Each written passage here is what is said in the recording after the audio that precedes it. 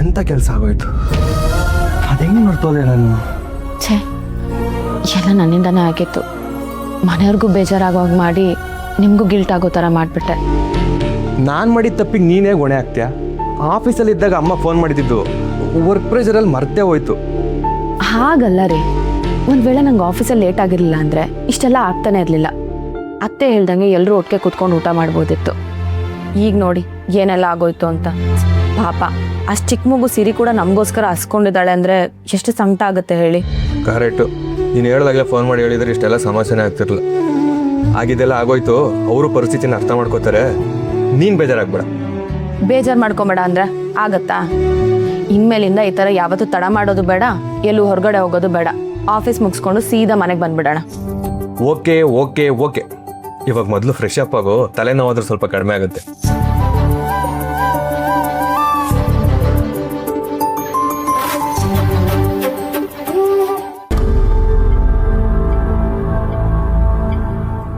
ತ್ರಿಪುರ, ಒಂದು 4 ಪಾತ್ರೆ ಇದೆ, ತೊಳೆದ್ಬಿಡ್ತೀಯಾ? ಅಪ್ಪ ಕಾಲು ನೋವು ಅಂತಿದಾರಲ್ಲ, ಒಂದು ಸ್ವಲ್ಪ ಎಣ್ಣೆ ಹಾಕಿ ಮಸಾಜ್ ಮಾಡ್ತೀನಿ.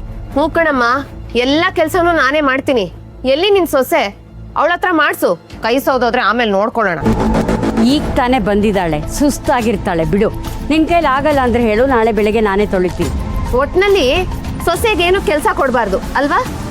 ಸರಿ ಬಿಡು, ಎಲ್ಲ ನಾನೇ ಮಾಡ್ತೀನಿ. ನನ್ನ ಕರ್ಮ.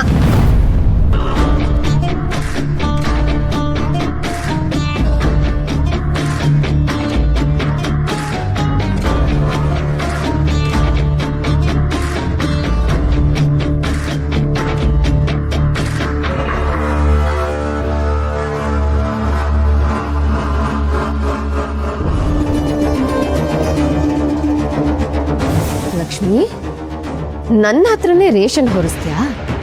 ಅದ್ ಸಾಲದು ಅಂತ ಹೊಟ್ಟೆ ಹಸ್ತಿದ್ರು ಊಟಕ್ಕೆ ಕಾಯಿಸ್ತೀಯಾ? ಈಗ ನೋಡು ನಿನಗೆ ಏನ್ ಮಾಡ್ತೀನಿ ಅಂತ.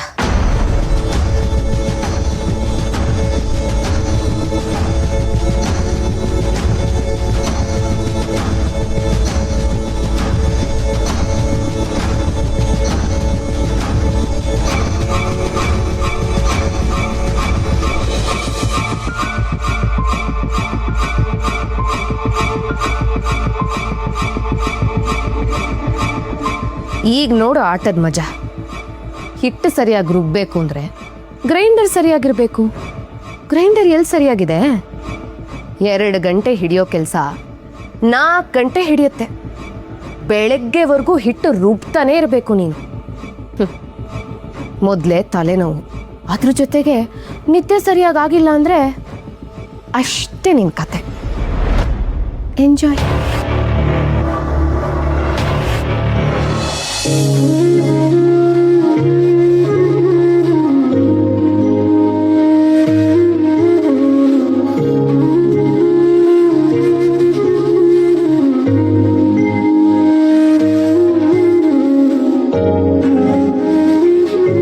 ರೂಮಲ್ಲಿ ನಾನೇ ಇದ್ದೀನಿ, ನನ್ನ ಮರ್ತೋಗ್ಬಿಟ್ಟಿದ್ಯಾ? ಕೊಡಿ.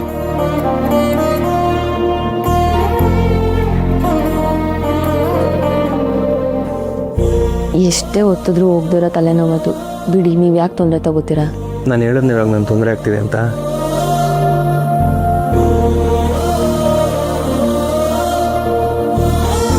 ಇವಾಗ ಆಯ್ ಅನ್ನಿಸ್ತಾ ಇದೆಯಾ?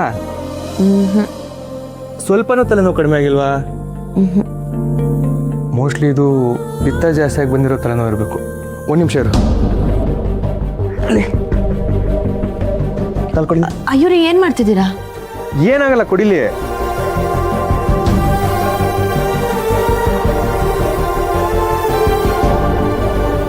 ಮೋಸ್ಟ್ಲಿ ಈಟ್ ಜಾಸ್ತಿ ಆಗಿರಬೇಕು, ಅದಕ್ಕೆ ನಿಂಗೆ ತಲೆನೋವು ಬಂದಿರೋದು.